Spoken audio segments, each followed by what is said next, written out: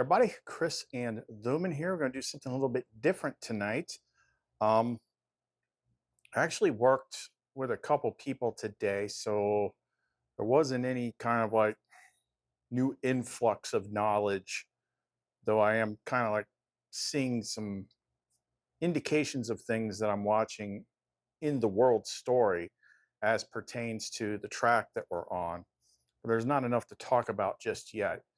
So she wanted me to do something different, which I haven't actually talked about in some time, but I want to do it in a different way, to where it's not just talking about us and what we do, but a little bit of the theory behind it, what I know, what I don't know, and I'm thinking slash hoping that in explaining this the best way that I can might actually unlock something for you in terms of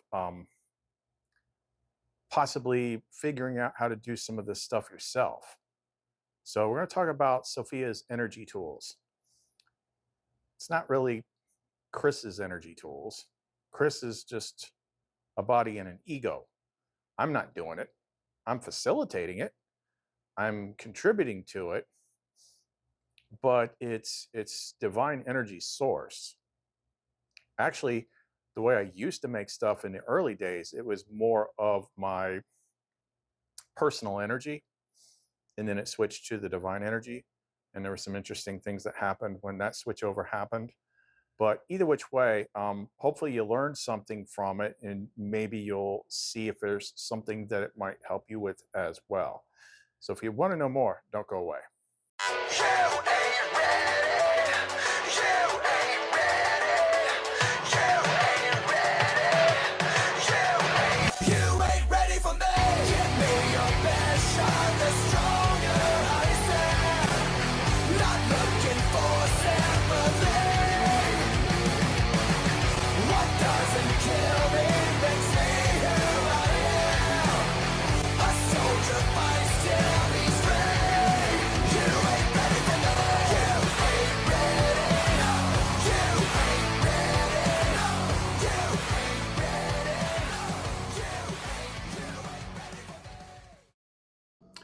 All right, let's cover some of the basics here first. We haven't talked about this in a really long time when it comes to uh, these energy tools and crystals, stones, and energy, like in general. Like there's a lot more going on, and it takes time to kind of learn to understand it rather than just reading something in a crystal book or something like that. The first thing I would say is being able to feel, interact with energy falls under empathy, in my opinion. Again, these are all names we give intangible things to describe stuff, but empathy is feeling. And generally speaking, that is an ability of the soul. So, like for me, for instance, if you go back prior to 2011, I was the guy that laughed at the rock people. Thought crystals were stupid. They're just rocks. They don't do anything. Everyone starts off as that person. That's just the programmed ego mind. And then once my awakening happened and I was led to the first mentor, and I was overwhelmed walking into her house because she had so much energy stuff, grids and things. And I'm like, why do I feel this way? And she explained it, and then she had me hold this big green fluorite, which kind of balances and clears out chaotic energy. And I just immediately felt better. I'm like, holy crap, that is weird. Like I never felt anything like that before. And that's usually how the door is cracked open. Like once you experience something the first time, it sends a signal to your brain that's like, oh, there's something new here. There's something possible. I know because I just experienced it. Once the door's been cracked open, it's going to open you up to more things. But a lot of people say things like, oh, this Moldavite's got this powerful energy. See, crystals and stones inherently are not emitting energy. That's like just something that people say that's wrong. Okay, if they were emitting energy, that would be like radiation. Or they're hot, so they're putting off infrared radiation, something like that. It's not radiation. That's not what's happening when you hold a crystal, a stone, or an energy tool, and you feel it. In its natural state, stones and crystals are like nature's capacitors, or in some cases you could say they're like nature's flash drives. You can put energy into them. You can even put thoughts and intentions into them. How? I don't know. It's better to just say you don't know rather than you do know and possibly be wrong. A lot of people want to say like they know things that they don't, and that's where you get into trouble, because you can be limiting yourself in ways that you don't realize. So it's not putting off energy, but what they do is that you are the one that is emitting energy. You're emitting an electromagnetic field. You're putting off an electromagnetic torus field from your heart center. That's not up for debate. That's science. That's Heart Math Institute. I mean, everyone knows this. But people that like to scoff at metaphysical things, like to overlook little things like that sometimes. You put off an electromagnetic field if you're alive. It's that field that is interacting with the stones. The stones then have an effect on that field. And just like, if you know how a torus works, it's going, out one side, coming back around, it's constantly cycling in and out. So it's the stones themselves, once you introduce them into that personal human energy field, has an effect on the energy field. And then that is what you feel. Now, there's two ways of feeling energy tools, and a lot of it depends on the person. Everybody's wired differently. Some people can feel energy very clearly. Like there's some people that I can hand a pendant to and they can like describe the energy, like what it's doing to them, like the vibration or whatever like that. And other people instead feel the effects of it, like I just described. Once the energy tool is put into your energy field, they can feel what changes that it's making to their energy field or their mind or their mood or whatever. It kind of depends on what the stones are, what the intent is, something like that. So I am of the latter. This often surprises people given what I do and what I can make, but it's not often that I can feel energy that way. And the way it's been explained to me is because I'm more of an output person. I'm putting divine energy out. I'm not so much a receiver, which is weird being as I'm as Pisces as I am, but I'm just so highly charged. Like I could take off one of my pendants and hand it to somebody and they're like, oh my gosh, this thing feels so powerful. And I'm like, I don't feel a thing. I know what it does. And a lot of times I can tell the difference of what it's doing for me, but I don't feel them that way. The only time I feel energy is like more of like how most people do, kind of like a warning sense of, if the energy feels off in something, like a place, especially if it's spiritual energy, like I can feel that. And then one of the big examples a lot of people can relate to is like if you go to, a lower income area Walmart on the weekend in the evening, It's like an old empath joke. It's like if you're going to Walmart, you know, you got to pack your pockets full of black tourmaline.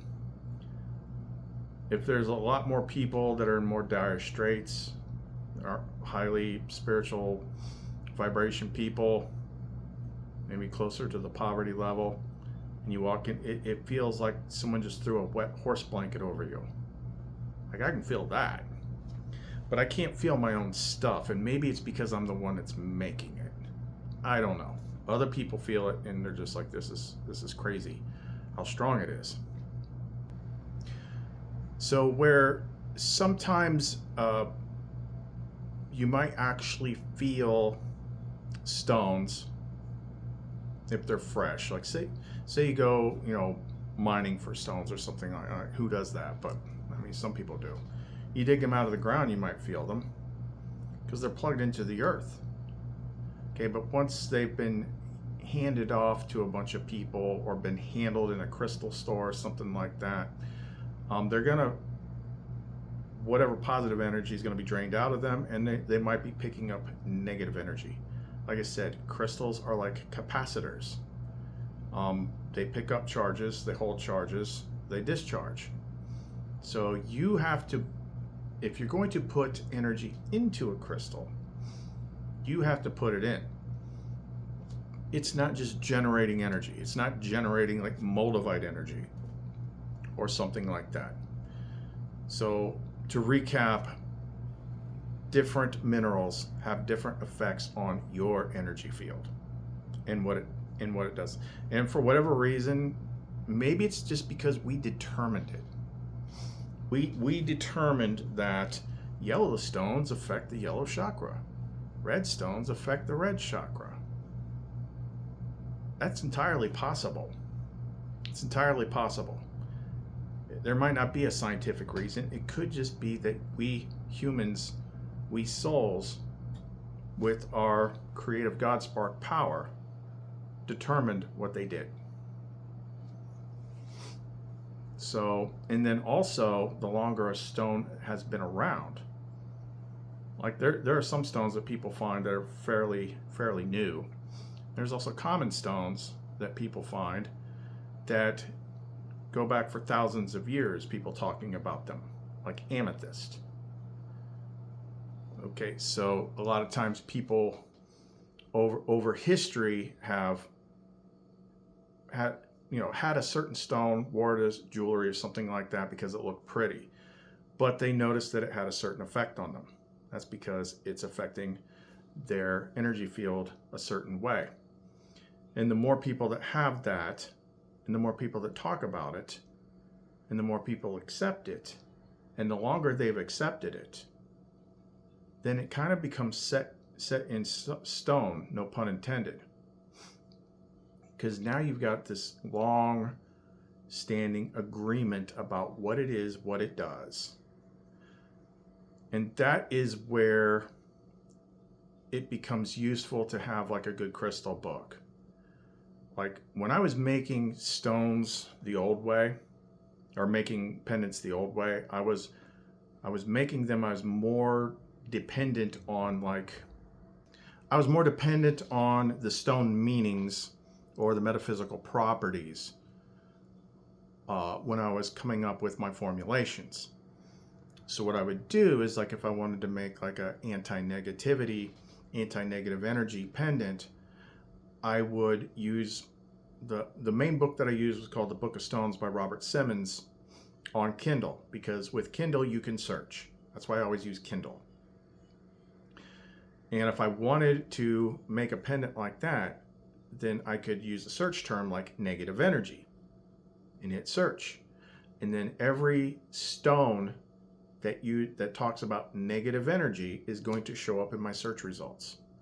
And then I can very quickly see which ones they are, and then I can click on that, go into the chapter and see what it's known for, what it's good for. But ultimately, it's that inner intuition guidance from Sophia that's saying use this over that, or put these two together, or whatnot. But the nice thing about things like that, a skeptic might say, well, how do they know that it does that? That's just one guy. Okay, but if it's a big book, jinx. As I was saying, if it's a big book that lots and lots of people have read, then lots and lots of people are reading it and agreeing with it. So you have this collective consensus that this is what this particular stone does. And then when you read the book and you're like, okay, this stone does that, you're now in agreement with it. So now the stone is taking on those properties because of the collective agreement. And the more people that know about it, the more people that agree on it, the better it does what it does. Because it's really us that's making these things do these kind of things. So that's always been pretty interesting to me. And like I said, in the old days, like the power of my pendants was more dependent on me getting lots and lots of really exotic stones. Problem I ran into in the early days was people didn't realize like what was in these things.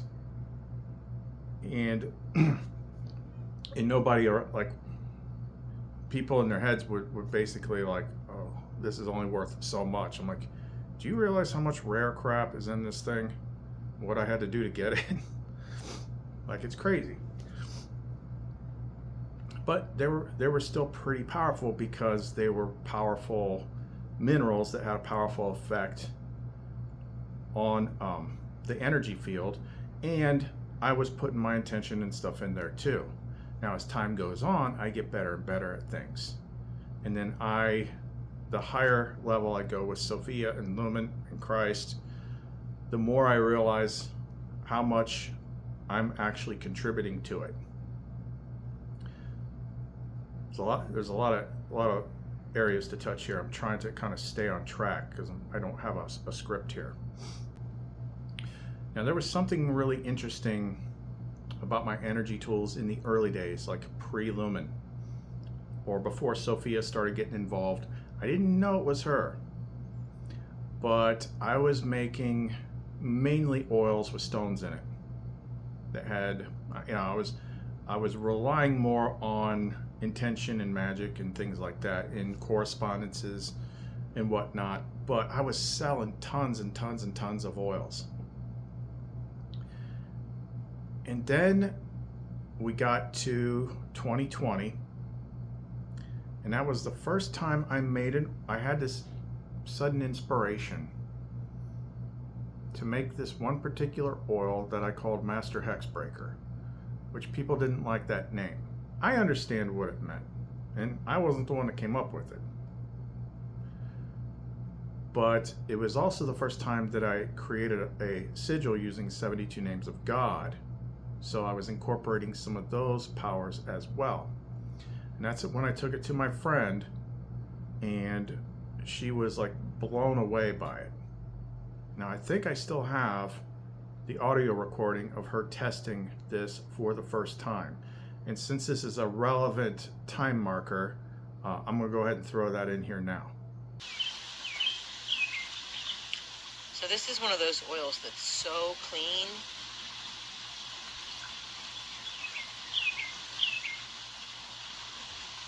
That was probably my greatest discovery. This is so clean. This is like watching liquid diamond.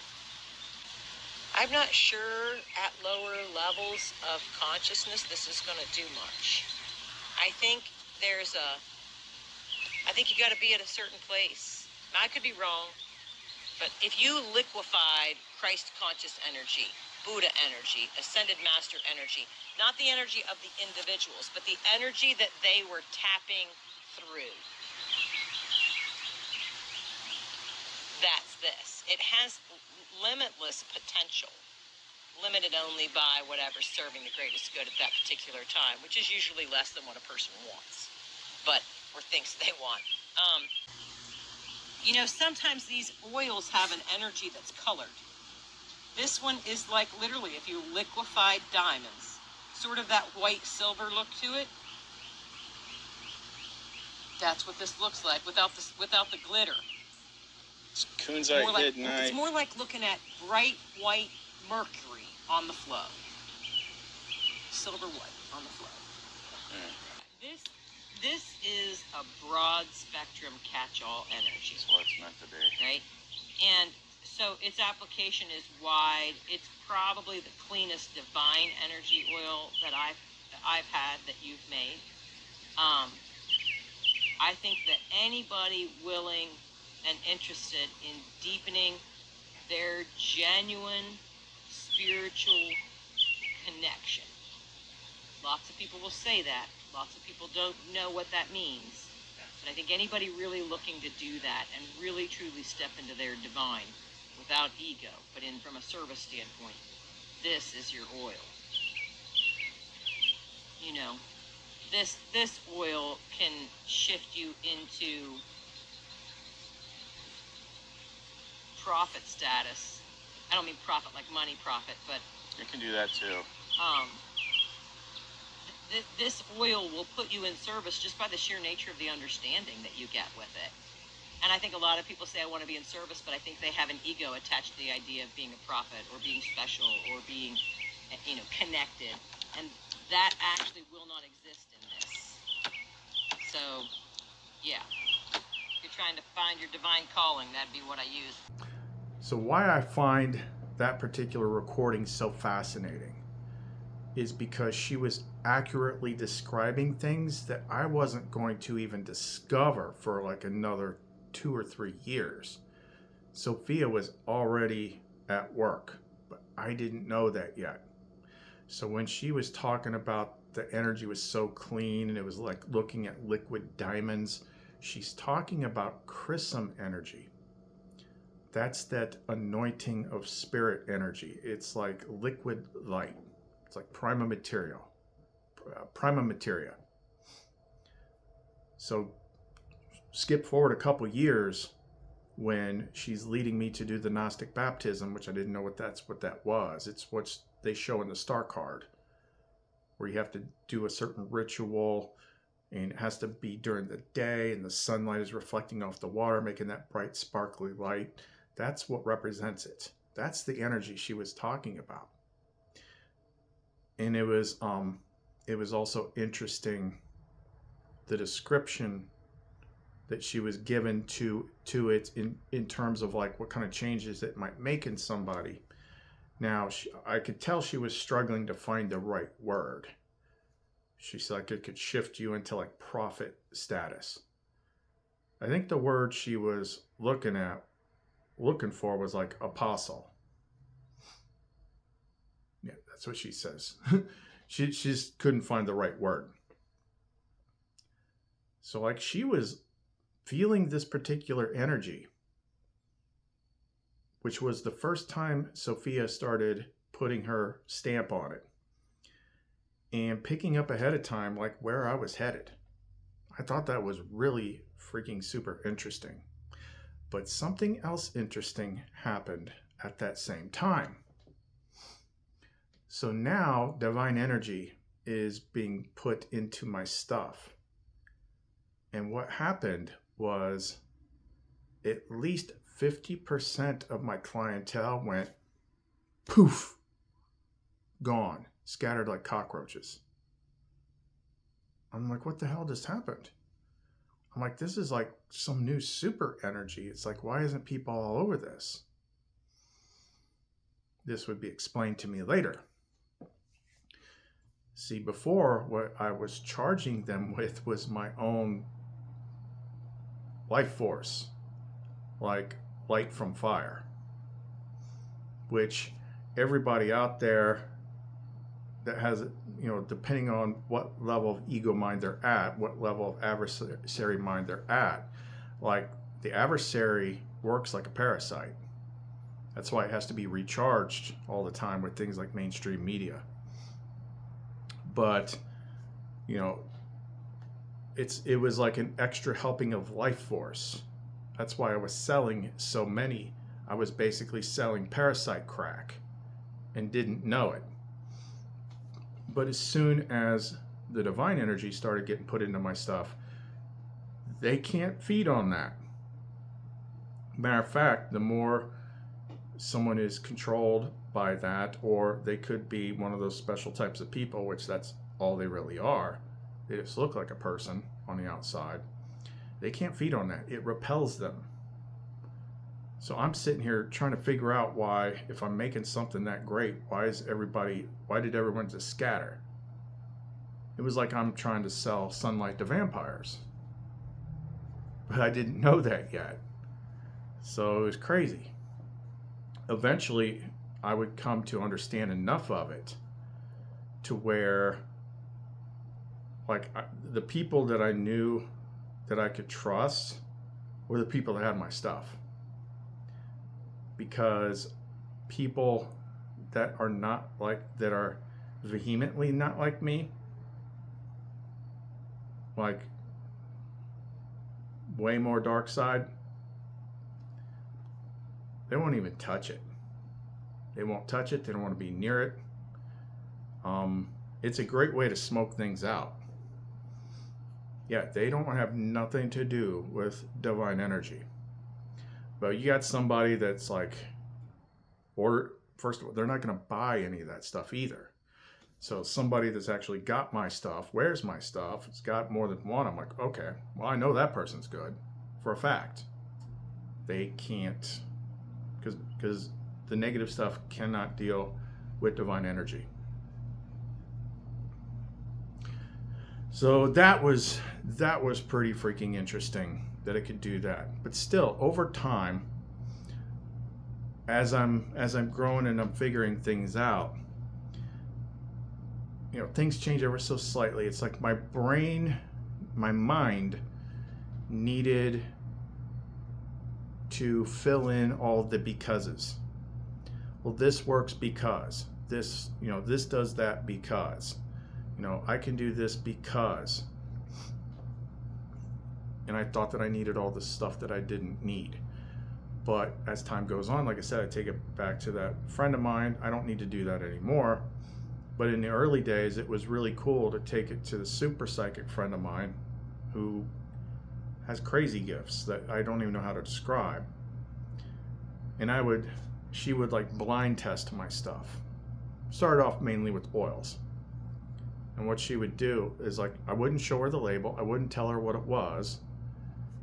She wouldn't look at it. She would hold it in her hand and feel the energy, let it run its course. She would describe what it was doing, how, like, the pathways it's going, the changes that it's making.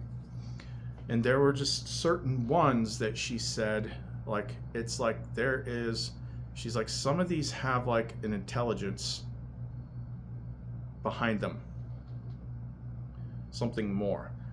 Those were the Sophia ones, but we didn't know that yet. Other ones were just, good, clean stuff. There were other things, like in the early days of making the oils, like I was doing a lot of experimental stuff. Like, I made some stuff that she's like, this is crazy. Like, I need, you need to like put this in a lockbox and throw it to the bottom of the ocean. It's like, this is gonna get somebody like stuck in another dimension or something. And she would ask me, she's like, how are you doing this? Because when she first met me, like, I was nothing. I didn't have any gifts unlocked or anything like that. She's like, I've been in the spiritual game for like 30 years. I've never seen anybody be able to make anything like this. She's like, how are you doing it? And my honest answer was, I don't know. I don't know where the ideas are coming from. I don't know how I know how to do it. I just do it, and it works. And so it was like probably 2.5, 3 years of this before I had any inkling about her.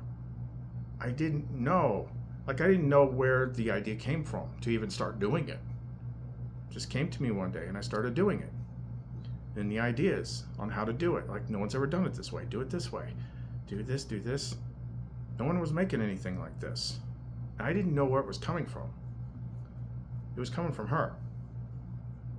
It was Sophia, or rather Sophia's direct teacher like I just say Sophia now to keep it simple. I used to use a lot of different names like Epinoia. Um, like Sophia sent a piece of herself. She called Epinoia Enlightened Insight. That's what was sent down to help Adam first thing. It was from her where we got Eve. But that's all Gnostic stuff. It's simpler to just put all these different parts into the main characters and say Sophia.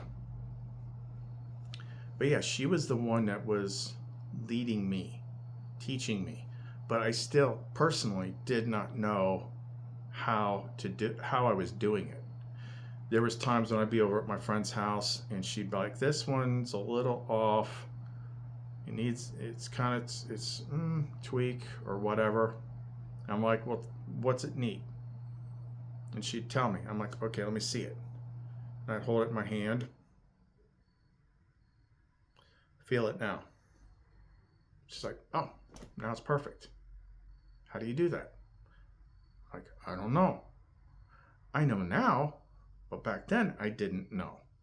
I didn't have any freaking idea. But it was interesting that that one that we listened to, that MHB oil, that was like it was like pure source consciousness mixed with divine love. The reason it was called Master Hex Breaker, because it was like the opposite of a cross condition. It was like divine ideal energy. So you're counteracting corruption with ideal divine energy. So, but again, she's the one that named it that. I just went with it. But that was a couple months away. I'd say five months away from her appearing to me the first time. So we were getting close. Very, very interesting. So let's I want to talk about some of the ways that this can be used, and also like the way that I do it now versus the way that I used to do it. Because when you hear it, then maybe you'll understand better and maybe you can start doing similar things. But first, let me go through and read off some of the review stuff so you can hear what like other people actually say about it, so it's not just coming from me. So I've got a lot more sales than I have reviews on Etsy, and Etsy was kind of like a late addition. For the longest time, I just did this off like Facebook groups and stuff like that. But not everybody remembers to leave a review. But all the reviews that I do have, they're all 5 stars. But let's just look at some of these. So like, listen for the words that you hear like over and over. Okay, so this one is, and I think I got these, I'm not sure. A lot of these are more recent. So this one is like Illuminite Aegis, the anti-negative energy one. And some of these I'll just like pull certain parts out of it so we don't go all day. So this is someone that received 2 pendants. When I placed the first pendant on, that would be the Aegis, I felt a little woozy and heavy because it's affecting the negative energy in their system. After a few minutes, I adjusted to the energy, and then the energy was gentle and warm all over. The same thing happened when I placed the second pendant on. I quickly adjusted. There's something very special about these pendants. I feel like I have my best friend around my neck. Now keep in mind, as I'm reading this is not about me. I'm not the one that's actually doing it. It's her doing it. You're reading about people being able to feel Sophia Christ energy that I put into things. I facilitate it, but I don't create it. It comes from source. This is another Luminite Aegis. This Aegis pendant looks great and definitely has a strong positive energy to it. This is a Luminite with a liquid crystal core. This pendant is simply amazing. I don't really have adequate words for it. I feel like my mom is giving me a hug. Well, technically she is. That would be her. This is just the regular oil that we can make. I just got this oil last night and it's very strong. It reminds me of what Chris said about the difference between orgone energy and what lumen does. This feels refined and not spiky or crackly like the orgone stuff. Luminite XL Breath of Light. Oh, this one is. Be prepared for change. This is an extremely powerful item. I mentioned that one recently. Someone ordered that off the Etsy store. I never talked to them before. And that particular one, they had a pretty strong negative attachment that they didn't realize was a negative attachment. So they got this thing and it was like, hitting it in the face with a fire hose. So that one, like I said, evoked a pretty strong reaction. We had to send something else. Sophia sent her something specific because of what we stirred up. But I determined and heard that Sophia led her to pick that one because it would have that response. It would uncover something that was causing problems that was hidden. Luminite Soul Healer. This pendant puts off a comforting, safe type feeling. It was exactly what I was looking for. It's amazing how these things make you feel. I personally own a bunch of them, and every time I get one, I am shocked at how powerful they are. I'm skipping some of the stuff. Third Eye Intuitive one. Well made and beautiful. The energy is powerful.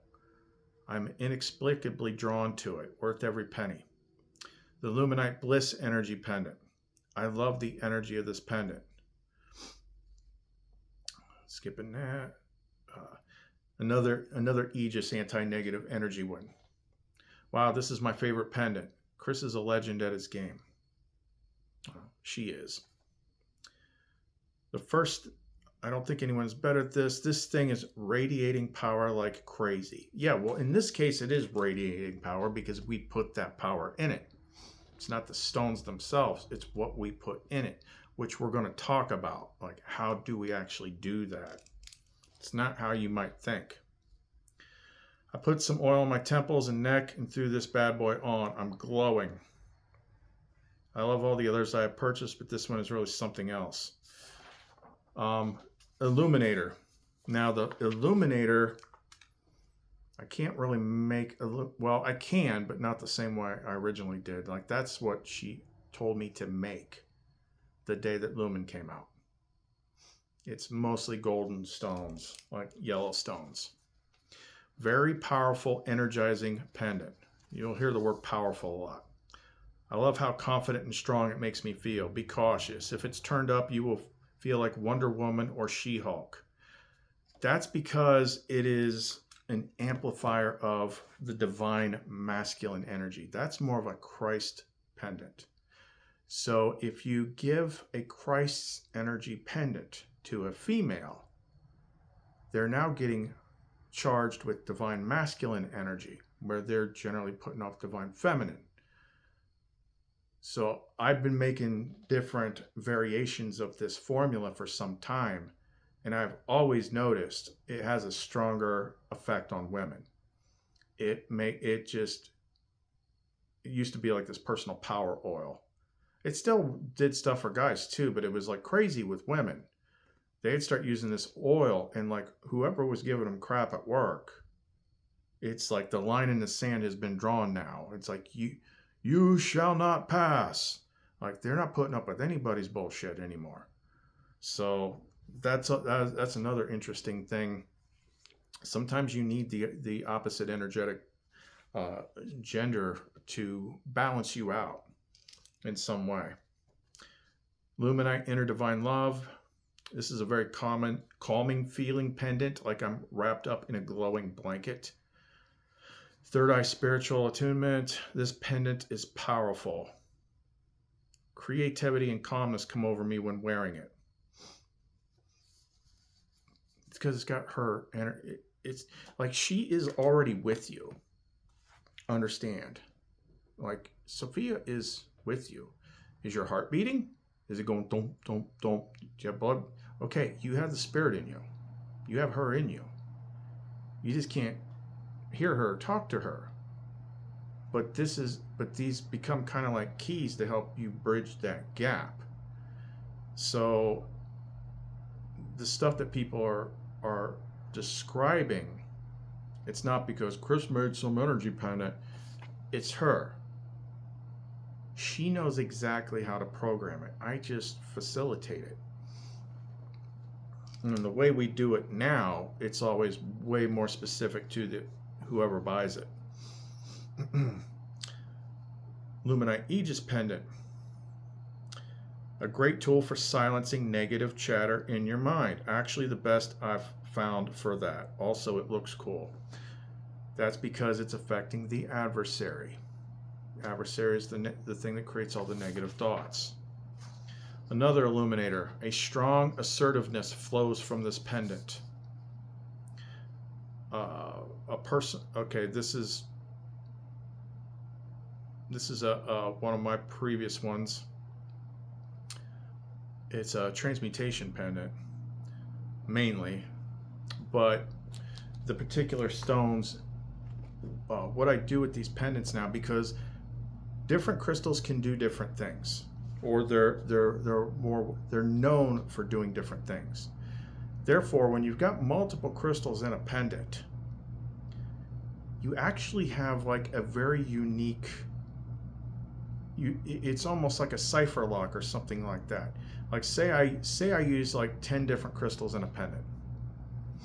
Okay, there may be like what I originally designed it to do, but because each crystal can do multiple different things, she can reorganize it to do all sorts of things.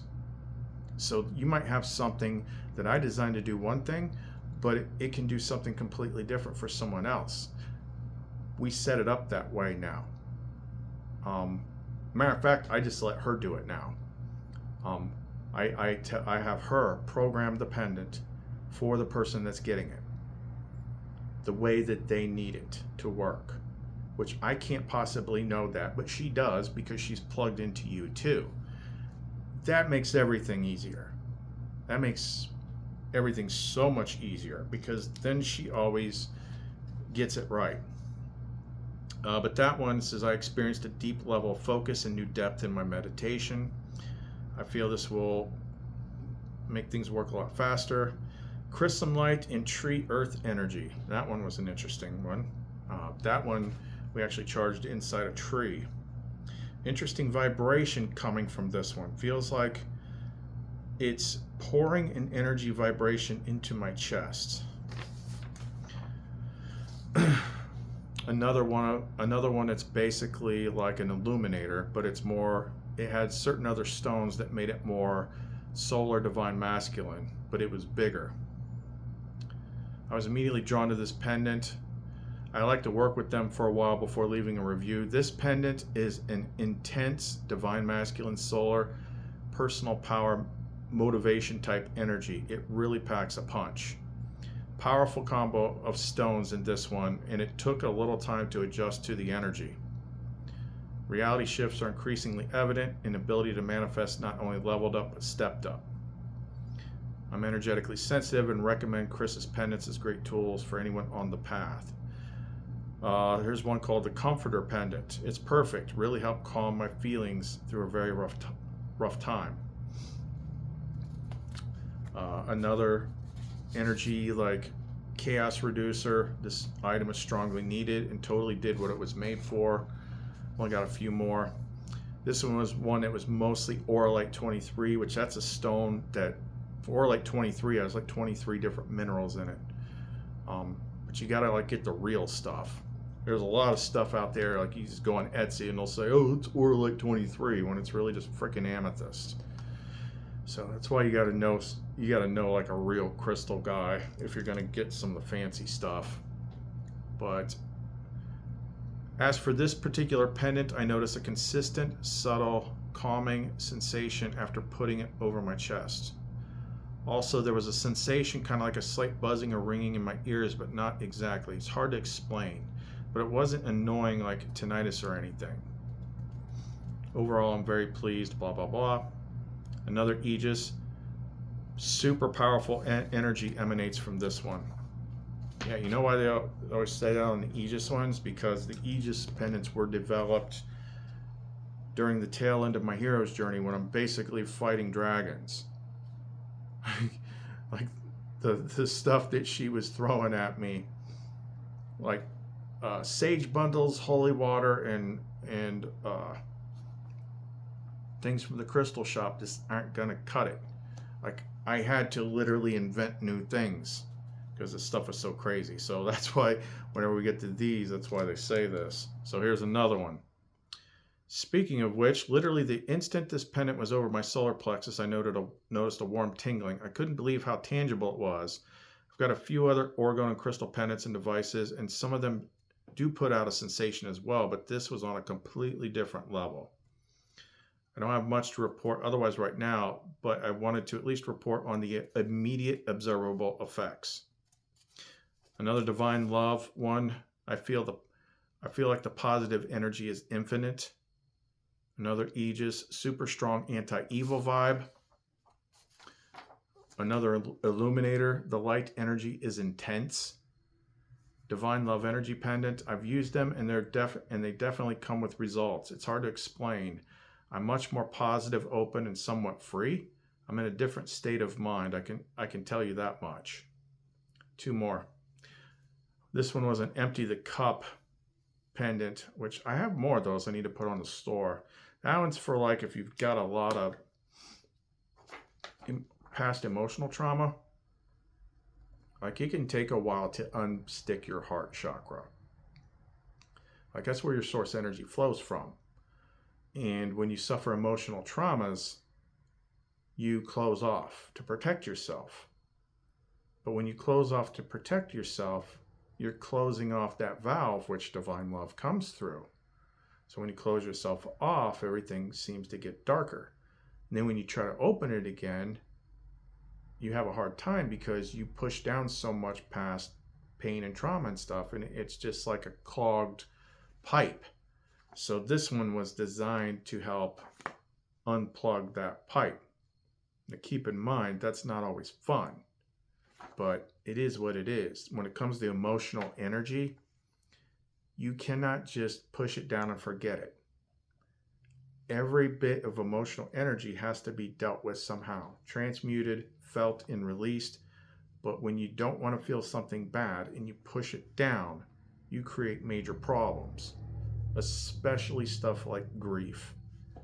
Grief is just like toxic freaking poison if you push it down and try to stuff it away and don't feel about it. It will literally turn into a monster. Anyway. When I wear the empty the cup pendant, I feel light in my chest, like a weight has been lifted from it. I put it on my forehead while meditating and felt a cool sensation like Vicks vapor rub from my third eye to the top of my head, right above where my temples line up. And then the last one was from yesterday, from the person that I talked about earlier that got the big one that triggered something. So Sophia had me do some special modifications to a Sophia pendant, and she got it. Hi, Chris Lumen. I received my package. It's so powerful. I appreciate the energy put into helping me. Powerful, powerful, powerful, powerful, powerful, powerful. So people that are getting this stuff for the first time are feeling this energy. But what is it? Where does it come from? It's not because it's got crystals in it. It's what we did to it. It's what she did to it. And as I have gone up in time and I've completed all my tarot map stuff and putting the divine masculine, divine feminine back together and unlocking all this stuff, the further you go with that, the more you have access to. Plus, I don't have an adversary. I don't have anything that's like inhibiting me. But the way that I have charged these things and programmed these things has changed over time. So what really matters is how I'm doing it now, because how I'm doing it now matters than how I used to do it, because obviously I have more knowledge. And this is where it gets pretty interesting. Okay, so here's where it gets really interesting when it comes to like how we do stuff now. This is how you can skip years of trying to learn how to do stuff, the more you can grasp this. So a lot of people do a lot of different energy type modalities. They spend all this time learning things. It could be like, I can't remember all these different names. It's usually like Chinese words. Is there one like Qui-Gon or Qui-Gon? Well, Qui-Gon's a Jedi, isn't he? I don't know. The one that everyone is more familiar with would be like Reiki. You know, it's a Japanese practice somebody developed. And they use all these, you have to do all these symbols and all this stuff. Understand something. Reiki is just watered down Sophia energy. But it's more like just the raw life force energy without like the, not as much of the consciousness in it. But you don't have to do any of that stuff. That is the creation of the person that created it. And yeah, you can learn to do it the same way, but you don't have to. You don't have to. None of this has to be difficult. It's kind of like from the first Hermetic principle from the Kybalion, which is the all is mind, the universe is mental. What does it mean by the all? It's the same as the one, which is the same as the Father. Everything is consciousness. Everything is in the mind of God. And that means you are too, and you are part of that. And there is a part of that mind in you. That's how you create your world. This is part of the whole big lesson. It's all mental. So no, I can do, like, you don't have to learn how to like push energy out of your hands. Yeah, I can do that. And people can feel it pretty easy. But why does it do that? If you're learning to push energy through your hands, why does it do that? Because that's what you decided. That's what your mind decided that it needed. Because in the early stages, there's, like I said before, there's a whole bunch of becauses. This works because. This happens because. What is the word because? It's two words. Be and cause. Be the cause. This is why.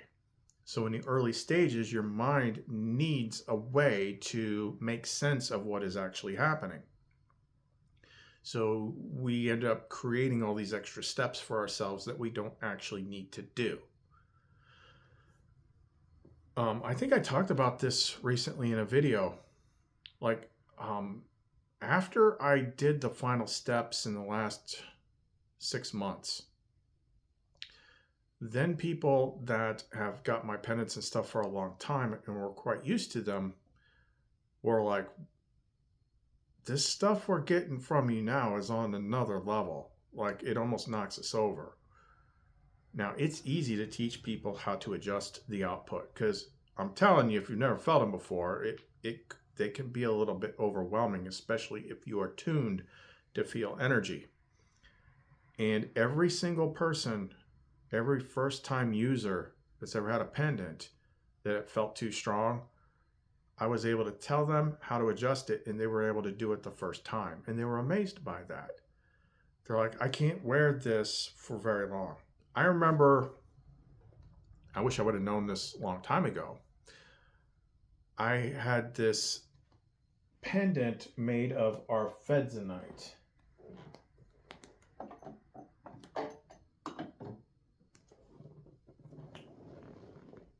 Now I've got a whole bunch of these. I don't even remember how I discovered arfedzonite. It was not a well-known stone. And but for some reason I felt that I needed it. Well, that would be her. And I got a piece and I had a cab cut out of it. I had somebody wire wrap it. And that one for me was like how some people describe Moldavite. It was so freaking strong that I could only wear it for almost like a month. I was kind of pissed. I was like, I could only wear that pendant for like 5 minutes at a time before I was like getting, it felt like motion sickness. I just got really, really woozy. It was so strong until I eventually acclimated to it. That's how a lot of people feel the first time holding the pendants. But all you got to do, like, oh my gosh, this pendant is, I can barely wear it. It's too strong. I'm like, okay, take the pendant, put it in your right hand. Okay? Now look at it. And just with your mind, you could tell it or ask it, whatever feels right. Tell it, ask, because you're really talking to her. Tell it to adjust to the perfect level for you. And they're like, oh my gosh, like instantly they felt it change. And now it wasn't overwhelming them, and they could wear it and it felt great. And they're amazed that they saw that actually happen. I'm like, you're dealing with consciousness here. So what'll happen is, and this is the same thing with a lot of crystals and stuff like that, is when you first introduce some new energy tool into your field, it's going to feel really strong and buzzy at first, and eventually it's not going to. And it's like, and people will think things like they ran out of energy or they need to be recharged. Now, if it's like a crystal, just a plain old crystal, then maybe, yeah, but mine are built with an energy recycling system in it. You can kind of see on the back, see that white going up it? That's selenite. That's this stuff. Selenite clears and charges other stones, plus amplifies and blends the energies of other stones. It never needs to be recharged itself. That's why if you have the pendants or stones or anything like that, it's good to get like one of these selenite votive candle holders. Now this one is filled in. So what I did is I took a lot of special stones and put them inside there, and then I filled it with resin. So it turns it in. So that's why this thing's so strong, because I got a bunch of that stuff going on in here. But usually you got the thing for putting a tea light in here. So you can get these things like on Etsy. Sometimes you can find them at places like Home Goods and stuff like that. But you can usually find them on like Etsy or just Google search, selenite votive candle holders. And these are like perfect charging stations for this. Kind of went off on a tangent there. Here, what was I just talking about? Now, as far as like what it does for a person, selenite is also, big on third eye, crown chakra, and the transpersonal chakras, the ones above the head, which no one ever pays attention to those except us, at least the soul star chakra, because you got a lot of key things up there. So it's kind of like your tether to higher vibrational stuff. Even though that is not the way people think of it with that framework, it's kind of not right, because it gives you the impression of it's going out and up, which everything is actually down and in. But either which way, the thing about the selenite is it blends, charges, and amplifies all the other stones and doesn't need charging itself. That's why we put it in everything. The selenite is the energy recycling and cleansing system that's built into the pendants. So it's constantly being charged and cleansed by source. If you just want to spark it up a little bit more, you can do one of those things, but you don't technically need it. Although there have been cases, people might be in like really negative areas, environments, or they might be dealing with a lot of stuff where it's really taxing the pendant.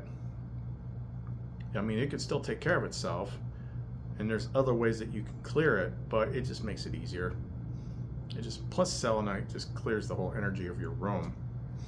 But yeah, you don't have to ever worry about that because it's built in. That's what I was talking about. Okay, what else?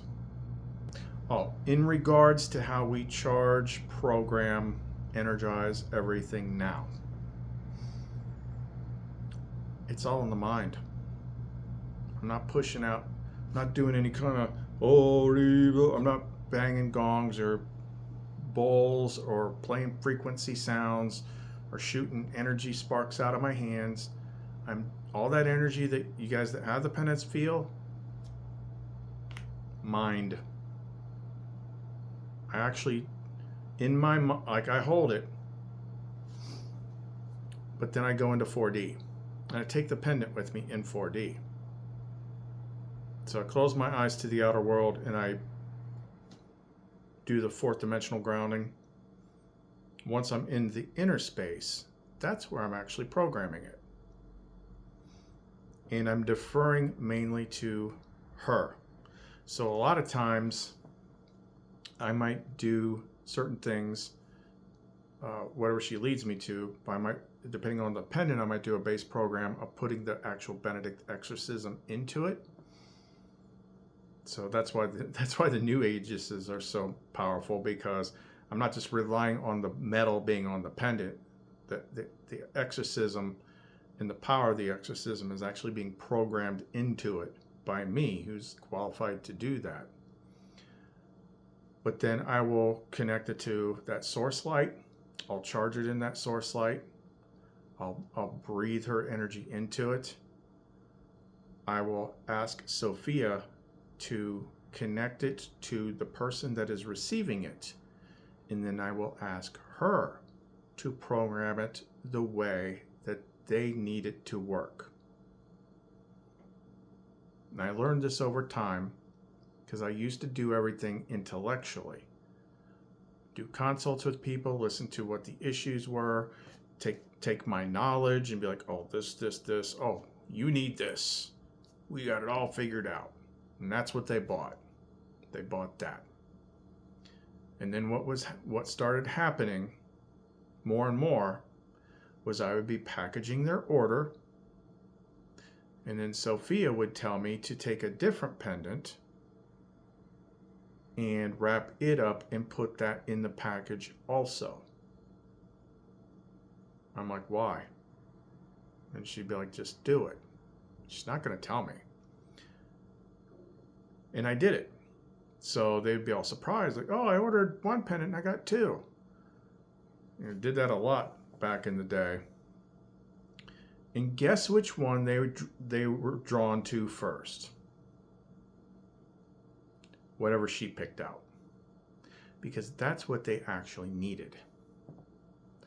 See, unless you really drill down, asking the right questions to figure it out, sometimes the because of what the person thinks the issue is coming from is not the actual root issue. So we're trying to deal with surface stuff, but we're not getting to the root. But she knows what the root is. She knows what the remedy for the issue is that the person might not even freaking know. So that's why she would tell me, give them this too. And that's why they would be drawn to that one first. Because sometimes you don't actually know. You know, you can have all sorts of problems that are mainly because of your beliefs about how things are. But really what happens is it could be something like you're closed off to love. You're closed off to divine light. So she gave you something that would reconnect you to that. And then the things start getting sorted out. And because a lot of this stuff is going to be things, the root causes could be something that happened to you, some past trauma or something like that you might not even think of. I know when I was cleaning up my stuff, I was going over my timeline with like a fine-tooth comb. I did everything. Like there's nothing else. I've cleared everything. I can't understand. Why am I still having issues? And then eventually, when it was time, it would be like, oh yeah, remember when this thing happened to you? But it hurt so bad that you immediately buried it. And because you buried it, when you're scanning your timeline looking for reasons why you'd be having issues, you're not seeing it. Until she made you remember. But she knows what those things are. That's why I do it that way now. That's why I have her program it, because she is plugged into everybody. She knows what you need. I don't. You might not even know. So I always have Sophia do like the main programming of things. And occasionally, depending on the type of pendant or the person or the situation, sometimes it might be the Christ side that comes through. It just depends. You just never know. But all this stuff that I'm doing, like I said, I'm not pushing energy out of my hands or doing some sort of crazy ritual. I'm not lighting candles. I'm not using singing bowls. I'm using my mind. That energy that you feel in the pendant was put there completely by what I'm doing in my mind in 4D. So I literally hold the pendant and I take it into the real world. This ain't the real world. This is the asshole of reality out here, to be blunt. So I take it closer to the light. The further you go in, the closer you are to the actual divine light. So the videos that we did recently where we talked about Plato's allegory of the cave. So out here this is where the prisoners are chained to the wall looking at shadows. So what I'm doing is I'm going back up the cave. I'm going past where the fire is, down the hall, until I get outside to the outdoors where the sun's at. And that's where I charge and program it. And then I go back into the cave, back past the fire, back to the wall, which is out here, and then put it in the mail and send it to you. But think about that. How, because I think about it and I'm just like, that's really crazy, that's really interesting. But just like I said before with the Kabbalion, the all is mind, the universe is mental. It's all mind. The reason why people make things complicated is because they think that they have to. In order to get them from point A to point B, which is starting point to result. Oh, I'm gonna have to fast for 3 days. I'm gonna have to walk around a tree 3 times butt naked under a full moon and sing a song, read a couple things from the book of Psalms, do some chants, because that's what my mind thinks I need to do in order to get energy into this thing. But eventually you get to a point to you realize you don't need to do any of that. All is mind. You just determine it. I determine what it does, and it does it. Because it's coming from her. It's coming from source energy. So everything's simpler now. And once you've done this stuff long enough, that you realize that it's going to do whatever you want and whatever you believe, I found that I didn't have to I wasn't as dependent on exotic materials anymore, which means things have actually kind of balanced out. The end result has actually gone up, even though the materials I need to do it have gone down. I don't need as much fancy stuff anymore. Matter of fact, technically speaking, and I've proven this with my friend that tests my stuff, or used to, all I need is quartz. Technically speaking, all I need is quartz. I could make all my pendants with just quartz. Why don't you just use regular crystals? Because there's a little bit more to it than that.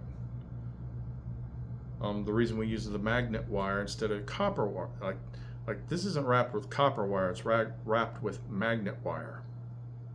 Magnet wire is what they use to make coils and electromagnets, but they're also sealed.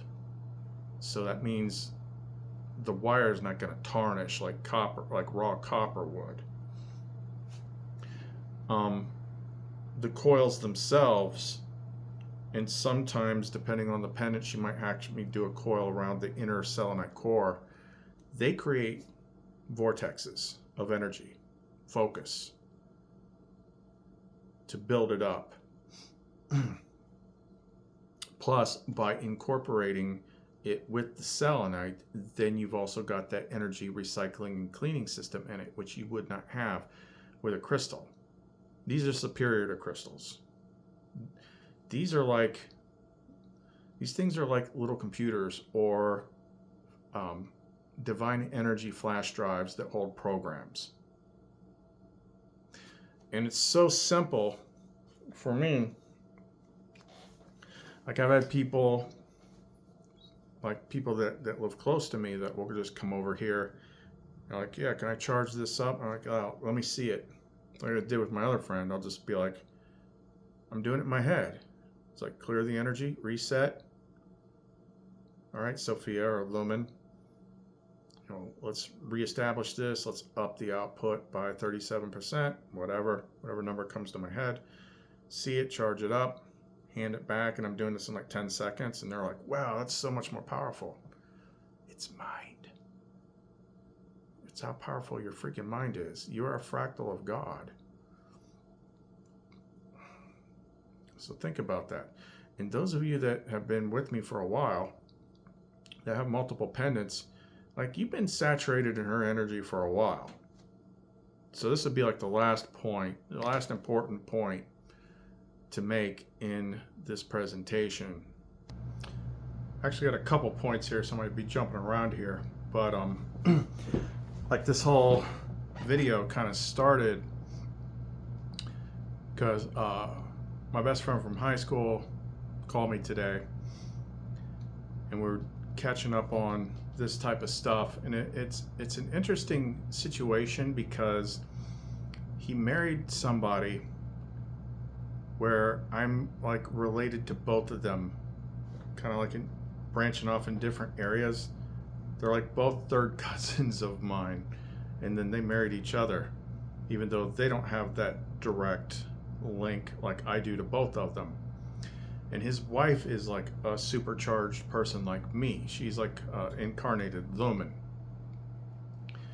And this came up again because I totally forgotten about it, but go back about, I don't know, a couple weeks ago, where Sophia, you might not even seen that video, I don't know which one it was, where she revealed she dropped a big secret. It kind of blew my mind. I'm like, am I supposed to tell people this? Because is that gonna like put a target on our heads or something? It started with something that's in the Nag Hammadi that she drew my attention to, and then she told me to watch the Da Vinci Code, and she was kind of like correcting it in real time. It's like it kind of had the right idea, but it was like going backwards. And they even referenced that same thing from the Nag Hammadi in the Da Vinci Code, but they left out the most important part. This was in the Gospel of Philip. Like, Gospel of Philip, the chapters are like they're almost like paragraphs, but they left off the first two lines. Because if you remember if you saw the Da Vinci Code, the idea was, like she said, they kind of presented it backwards. Like, Jesus wasn't a big deal because he had a wife and they had kids, and there's a whole bloodline. And she was, like I said, she was correcting it in real time. But the part they left off, the chapter was titled Wisdom and Mary of Magdala. Wisdom, who is called barren, is the mother of angels. Okay, let's stop right there. Who's Wisdom? Wisdom is her, Sophia. And she's the mother of angels. Who are the angels? Lumen. That's a really interesting video if you didn't see it, because she was explaining a lot in that, as far as like who's who and what's what. And then the next line was, the companion of the Savior is Mary of Magdala. He loved her more than all the other disciples, and he kissed her often. And then it went into this other verse. I'm like, is this why you had me name all this stuff? He's like, when two walk in darkness, something, something, but then one who can see will see the light in something else. I forget. Like, it had a book. Like, I'm like, are you serious right now? Like that's crazy. Like, she was showing me something. Now, the way what she was basically revealing to me is like, what do we know from the Gnostic books? Like, everything is dual beings. Sophia is the flip side of Christ. They're two beings and one being at the same time. Everyone has a partner, just like there's Chris and Lumen. Well, there's Christ and Sophia. There's the Father in Barbello, the Mother. That's just the way it works. Well, Christ incarnated in Jesus. But what the big secret was, because it happened in a slightly different way, then later on his partner joined him. The way she kind of describes it to me is it was different. It was kind of like a consensual thing. Mary of Magdala became the vessel of Sophia. They were actually both here. And this is the whole big plan that's scattered throughout the Nag Hammadi. You'd almost never see it if she wasn't helping you. But it has to do with like the whole plan for this place, how it all comes down in the end is through the seeds of Sophia. Well, what are the seeds of Sophia? We are. So like in both the Nag Hammadi and the Bible, it talks about the parable of the sower and in the parable of the weeds and all that stuff. It talks about person was sowing seeds. Some of them fell on rocky ground and they didn't grow. Some of them fell near thorns or something like that and they got choked out, but blah, blah, blah. But when they fall on prepared soil, they become a big plant that becomes a shelter for the birds of heaven, which I found some paintings about that. That's describing what happens when the two come together, like the Chris and the Lumen. Okay, so who are the seeds? Probably all of you. That's why you're here. Now, I can't fully explain it. It doesn't make a lot of sense to me. Maybe I'm not supposed to understand it or something. But whereas the Da Vinci Code was talking about bloodlines, that's not how it works with us. It has something more to do with souls and how souls interact with one another or combine with one another. It's kind of like instead of being passed down through bloodlines and genetics, which these are just vessels of the game, it's more like this kind of like soul ancestry or whatever. It's like I don't know what to call it. It's not genetic. It's more of like a soul bloodline or something like that. I don't know how it works. She hasn't been able to make me understand it. But that's what they did, is they were both here and they spread the seeds. That they started this chain reaction. And some people sprout and some people don't. Some people are close to sprouting. They have a harder time with it. But yeah, on the soul level, you're pretty much all freaking descendants of Christ Sophia.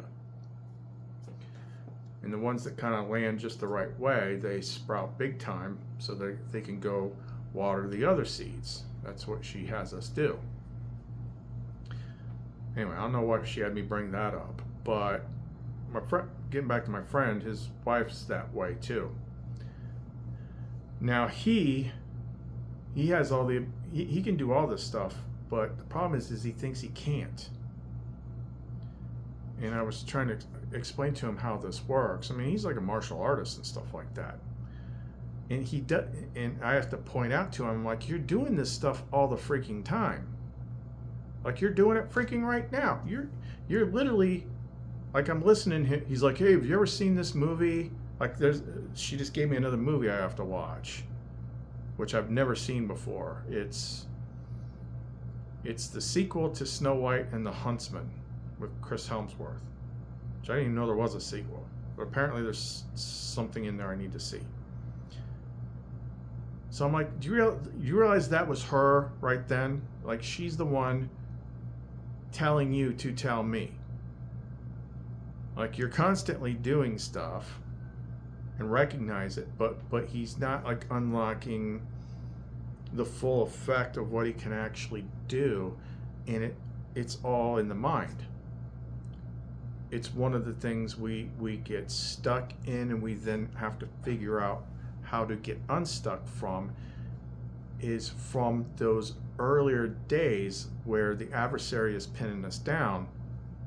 We might be trying to do something and we can't do it, and we get used to saying that we can't do it. And when you get used to saying that you can't do it, or you get used to the idea that you're blocked, the only thing that's blocking you at this point is you. It's you. And I gave him the example. I'm like, oh yeah, Mom, I'm about to talk about you.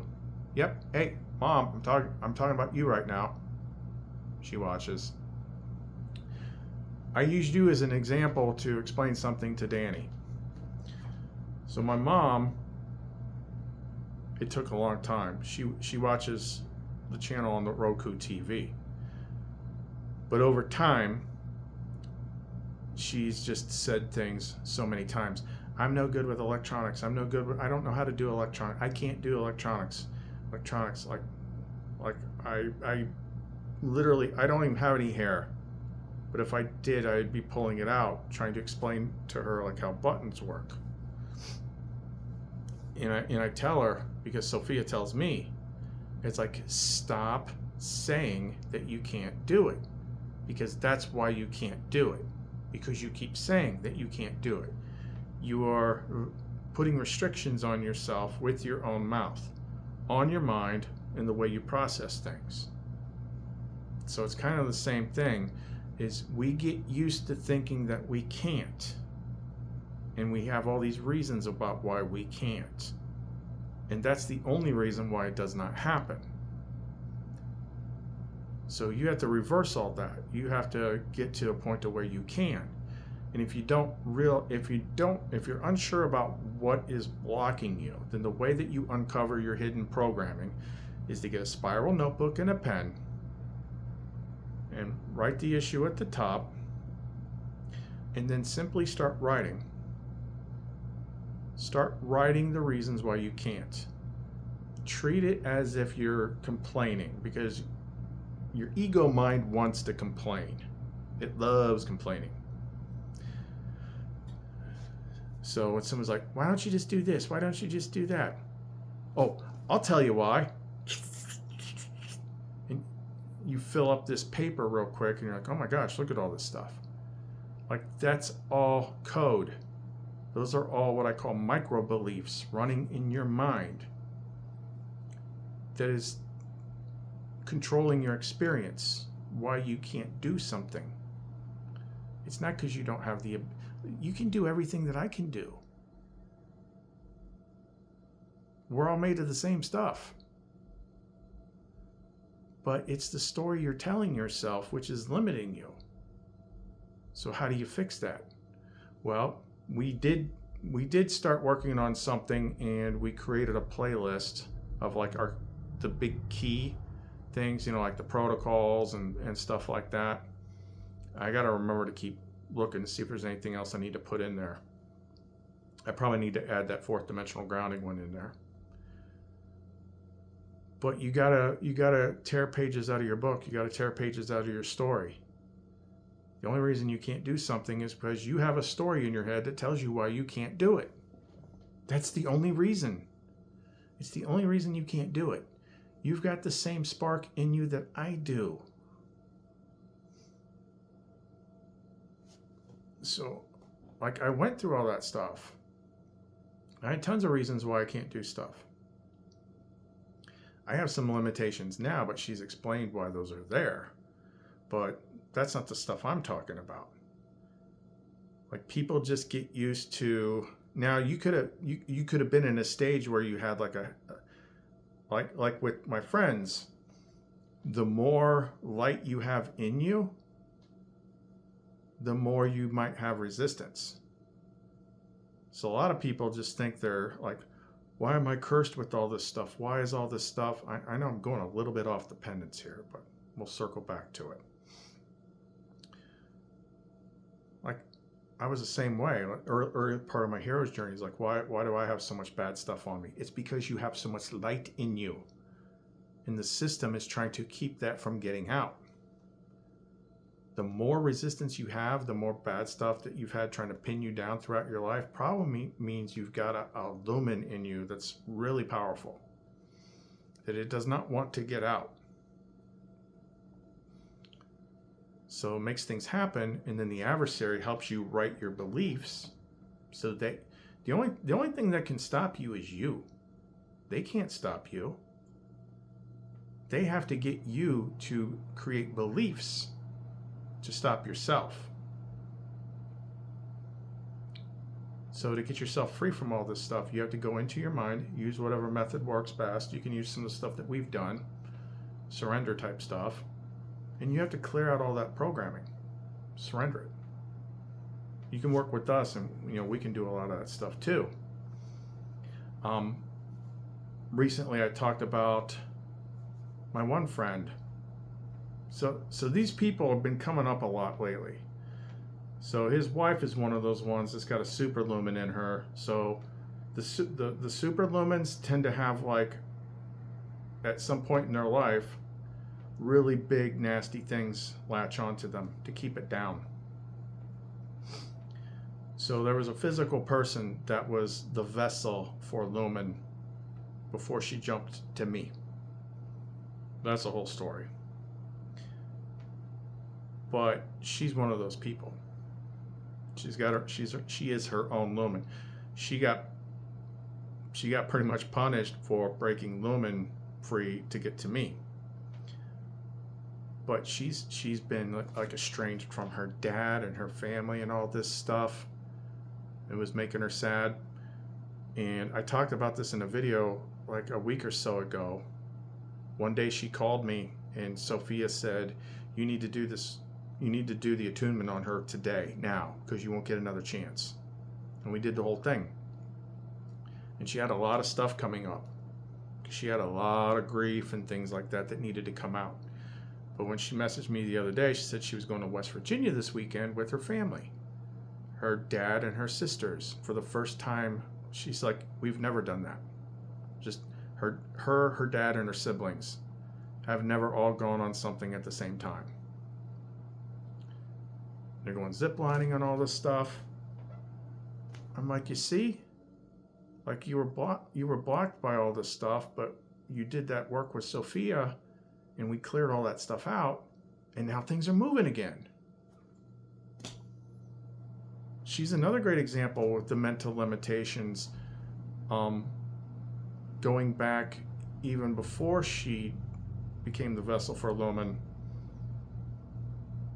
And she was just cutting my hair, and she was saying like she wanted to have another kid, she wanted to have a girl, but the doctors told her that she couldn't have one.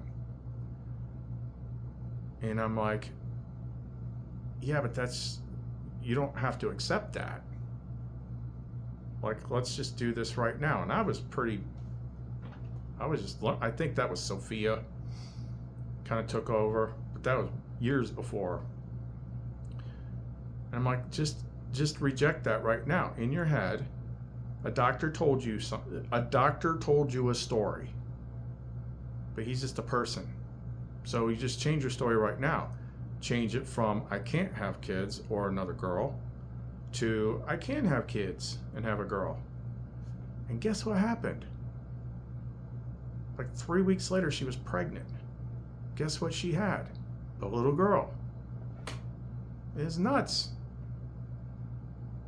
And then that, back then, a couple times when I saw the kid was like come running to me like she knew me my whole life. I'm like, you're not my kid.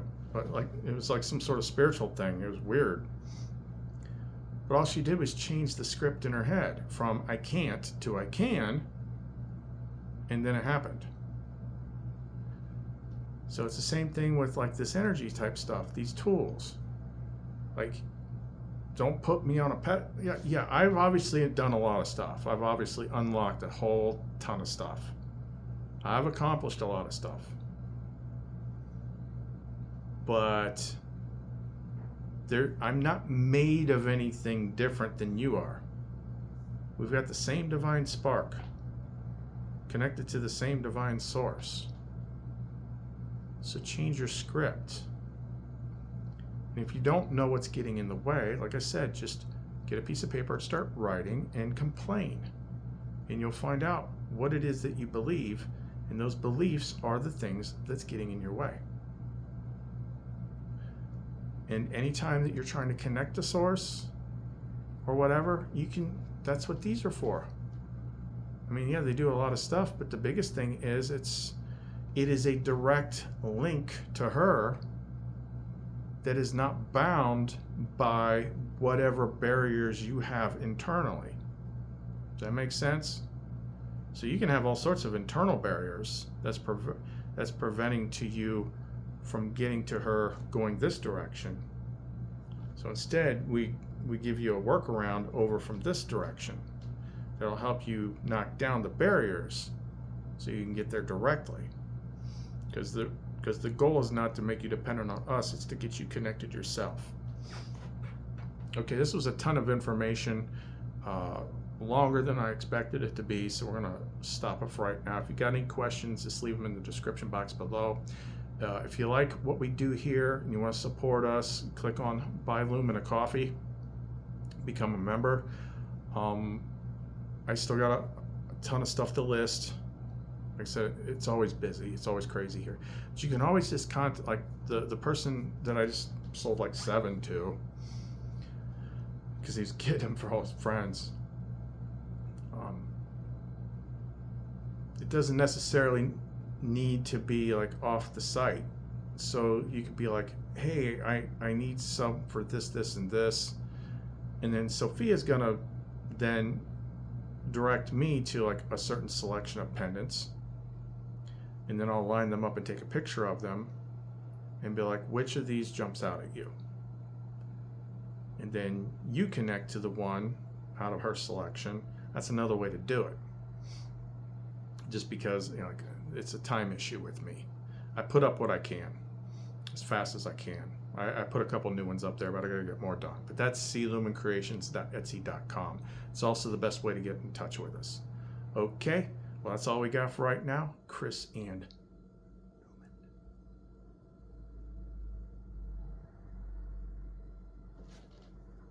are her boobs modest enough, Mom? That's the other thing.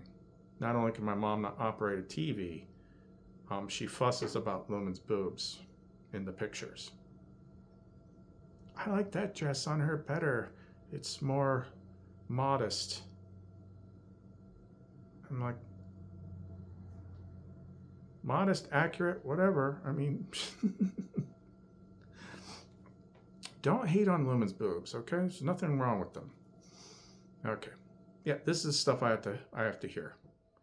And I tell you, a lot of this stuff starts off as AI, and sometimes I have to use those AI tools to shrink those things because the AI can get a little outlandish sometimes. So what starts off freaking might be a little crazy. It's like, you didn't see it before that. Jeez.